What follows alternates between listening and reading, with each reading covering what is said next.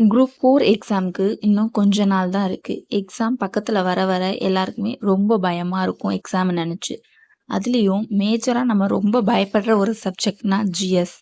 நெறைய பேருக்கு ஜிஎஸ்ஸ நெனச்சாவே ரொம்ப பயமா இருக்கும். ஏன்னா ஜிஎஸ்லேருந்து கேட்க போற கொஷின்ஸ் 75 தான். சயின்ஸ தவிர்த்துட்டு பார்த்தா கூட 70 கொஷின்ஸ் தான் கேட்க போறாங்க.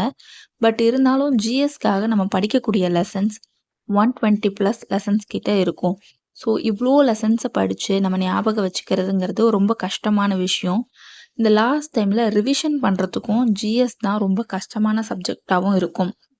தமிழ், மேத்ஸ்க்கு கூட ஓரளவுக்கு நம்ம படிச்சா பாயிண்ட்ஸ் எல்லாம் மனசுல நிக்கிற மாரி இருக்கும். ஆனா ஜிஎஸ்ஸ பொறுத்தவரைக்கும் நம்ம என்னதான் படிச்சாலும் எல்லாமே மறந்து போற மாதிரியே இருக்கும். இதனாலேயே எக்ஸாம நெனச்சு ஒரு பயம் வரும். என்னதான் இருந்தாலும் ஜிஎஸ்ஸ நம்ம விட்டுட்டும் போக முடியாது.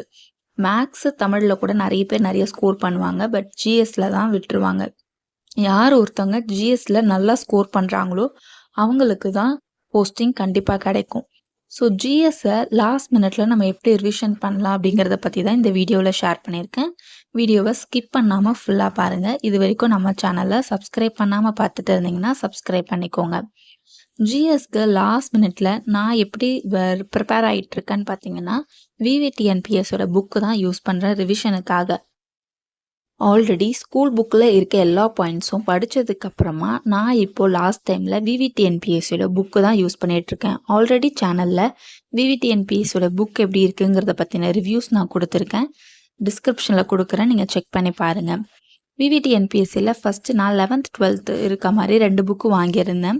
அதுக்கப்புறமா லோயர் ஸ்டாண்டர்ட் கவர் ஆகிற புக்ஸும் வாங்கிட்டேன். டோட்டலாக இப்போ 6 புக்ஸ் விவிடிஎன்பிஎஸ்சிலேருந்து இருக்குது.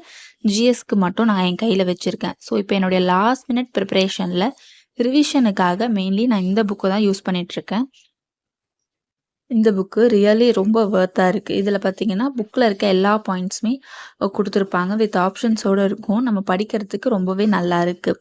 நம்ம ஒரு லெசனை புக்கில் படிச்சுட்டு ரிவிஷன் பண்ணி பார்க்கறதுக்கு ரொம்பவே யூஸ்ஃபுல்லாக இருக்கும். ஸோ ஜிஎஸ்ஸை பொறுத்த வரைக்கும் நம்ம படிக்கிறது ஞாபகம் வச்சுக்கிறதுக்கு நம்ம அடிக்கடி ரிவிஷன் பண்ணிட்டு இருந்தால் மட்டும்தான் நம்மளால் நல்லா ஞாபகம் வச்சுக்க முடியும். ஸோ ரிப்பீட்டட் ரிவிஷன்றது ரொம்ப முக்கியம், அதுவும் ஜிஎஸ்க்கு.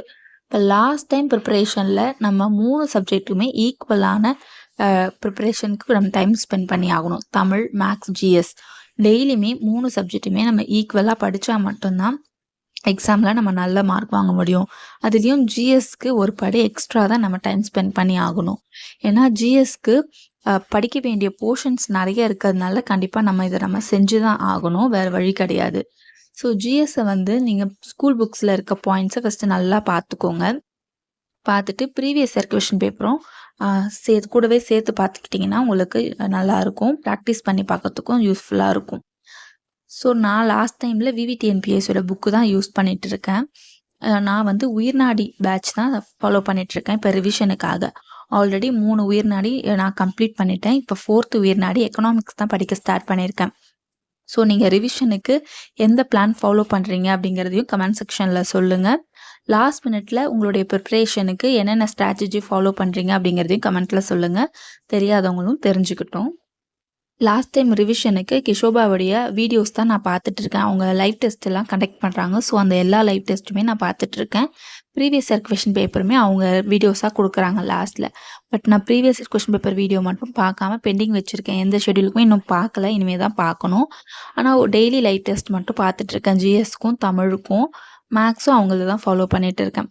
ஸோ என்னுடைய லாஸ்ட் டைம் ப்ரிப்ரேஷன் இந்த மாதிரி தான் போயிட்டுருக்கு. உங்களுடைய ப்ரிப்ரேஷனும் எப்படி போயிட்டுருக்குங்கிறத கமெண்ட் செக்ஷனில் சொல்லுங்கள்.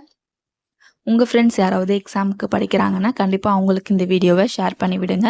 கண்டிப்பாக அவங்களுக்கும் யூஸ்ஃபுல்லாக இருக்கும். டெலகிராம் சேனலில் ஜாயின் பண்ணாமல் இருந்தீங்கன்னா ஜாயின் பண்ணிக்கோங்க. எனக்கு கிடைக்கிற மெட்டீரியல்ஸ், பிடிஎஃப்ஸ் எல்லாமே உங்களுக்கு நான் டெலகிராமில் சென்ட் பண்ணிடுறேன். நெக்ஸ்ட் ஒரு வீடியோவில் பார்க்கலாம். தேங்க்ஸ் ஃபார் வாட்சிங்.